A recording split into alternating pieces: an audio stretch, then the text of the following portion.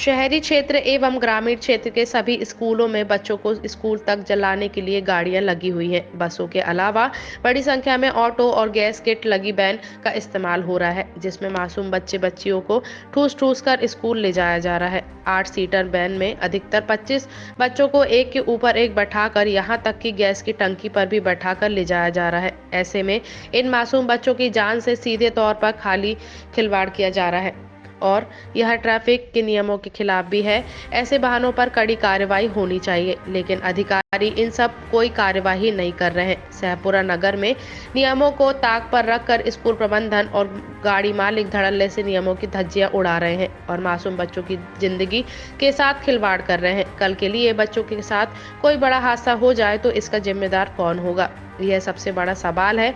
वहीं शासन, प्रशासन, पुलिस विभाग इस पर बिल्कुल भी ध्यान नहीं दे रहा है। स्कूली बच्चों को ढो रही स्कूली वाहन वैन में CNG गैस किट लगी है, जिनमें घरेलू गैस का उपयोग किया जाता है, जिनको घरेलू गैस की टंकी भी आसानी से उपलब्ध हो जाती है। जब वैन चलती है तो उसमें बच्चे बैठे को गैस की गंध झेलनी पड़ती है। यह दम घोटू होती है। यह वैन गली मोहल्लों से लेकर शहर के इलाकों में चल रही है। तेल पर कम खर्च करने के चक्कर में वैन वाले गैस से काम चला रहे हैं। इन पर RTO कोई कार्यवाही क्यों नहीं कर पा रही है? इसके चलते कभी भी कोई बड़ा हादसा हो सकता है। नगर और क्षेत्र में चल रहे गैस के वाहनों से बच्चे अपने अपने विद्यालयों में जाते हैं। पैसों के लालच के चलते वाहन चालक गैस का इस्तेमाल कर रहे हैं। वहीं स्कूल के संचालकों से बात की गई तो उन्होंने अपना पल्ला झाड़कर उल्टे गाड़ी वालों पर आरोप मढ़ दिया कि यह गाड़ी वालों की जवाबदारी है। अब देखना यह होगा कि जिम्मेदारों की कब नींद खुलती है और ऐसी अनदेखी करने वाले स्कूल प्रबंधन और गाड़ी मालिकों का कार्यवाही शासन प्रशासन द्वारा कब की जाती है। जनजागरण टीवी के लिए दीपक सेन की खास रिपोर्ट।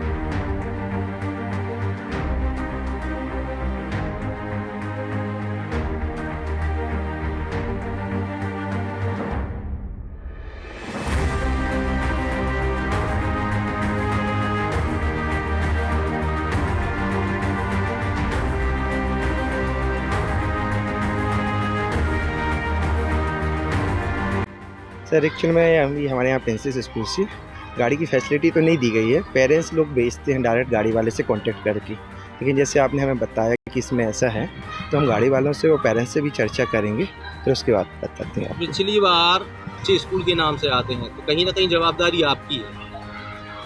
देखते हैं सर, गाड़ी वालों से तो हम लोग इनके लाइसेंस और बाकी गाड़ी के कागजात लेते हैं। अब जो आपने बैठाने की बोले कि उसमें कैपेसिटी से अधिक बच्चे रहते हैं, तो इस संबंध में हम ड्राइवर से और बाकी पेरेंट्स से भी चर्चा करते हैं। बैठाया जा रहा है एक 7 सीटर गाड़ी में, मैंने आप ही के स्कूल के बच्चे गिने हैं जिसमें 24 की संख्या निकली, क्या ये सही है?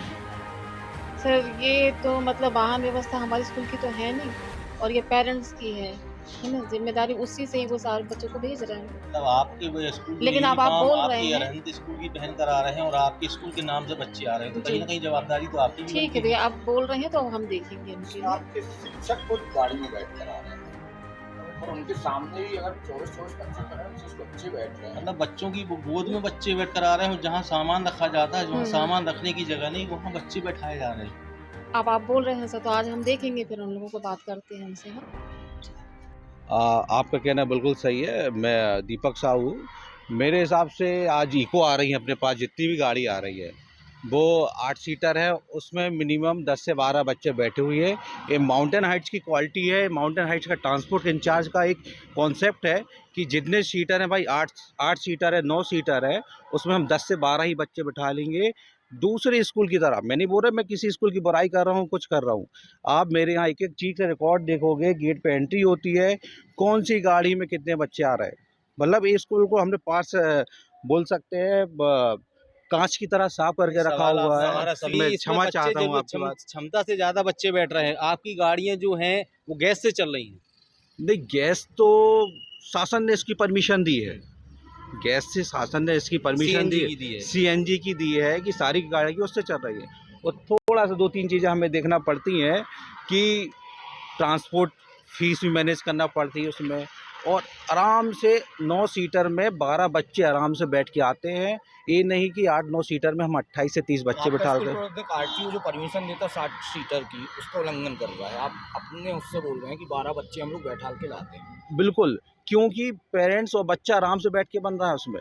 चलिए, धन्यवाद। आराम से बैठ के बन रहा है। हमने इस संबंध में बहुत सारे स्कूल वालों से भी बात की थी, स्कूल प्रशासन से बात की थी, और यहाँ की जो पुलिस थाना प्रभारी है उससे भी इन संबंध में हमने जब बच्चों को देखा कि जानवरों की तरह बच्चों को बैठाया जा रहा है, क्योंकि बच्चे बहुत छोटे हैं, मासूम हैं, उनको ये नहीं मालूम कि हम एक के ऊपर एक बैठे हैं, कि ये जहाँ पर सामान रखा जाता है वहाँ हमको बैठाया जा रहा है।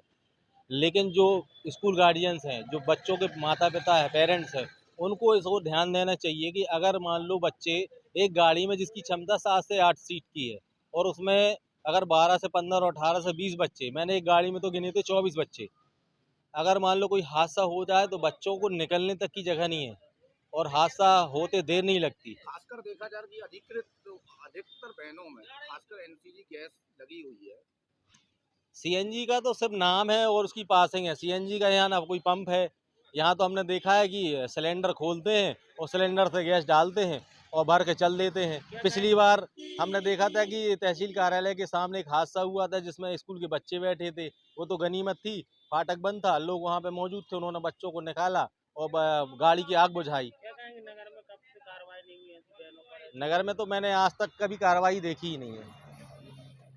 कहता ये है कि पूरी बसें और पूरी वैनों में ऐसे बच्चों को भूसा जैसे भरा जाता है। एक बार पहले हादसा भी हो चुका, उसमें भी मौन है सब लोग, और हमारे प्रशासन शासन सबसे अनुरोध है कृपया करके बच्चों के प्रति थोड़ी उदारता दिखाएं और बच्चों को कम वैनों में भरें, जितनी सीटें हैं उतने बच्चे रहें, और यही हमारा अनुरोध है और यही हम प्रशासन से चाहते हैं। बच्चे भी अगर ऐसे ही हम अपने बच्चों को भेजेंगे नहीं और स्कूल प्रशासन से शिकायत करेंगे और बच्चों से कहेंगे, बच्चों से भी बोलेंगे और उनके पेरेंट्स से भी बोलेंगे कि कृपया कर हमारी बात सुने, और स्कूल प्रशासन से तो जरूर बोलें कि जितनी सीटें उतने बच्चे अपनी बसों और वैनों में रखें। यहाँ से गाड़ियाँ निकलती हैं, भूसे जैसे बच्चे भरे रहते हैं। एक गाड़ी में 15-15, 17-17 बच्चे भरे रहते हैं, जबकि 5 से 7 की कैपेसिटी रहती है। उसमें कोई यहाँ पे देखने वाला नहीं है कि क्या हो रहा है, कभी किसी भी दिन बड़ा हादसा हो सकता है। क्षेत्रीय प्रशासन ने आज तक नहीं, अभी तक कोई चेकिंग नहीं हुई, कहीं से कुछ नहीं हुई है।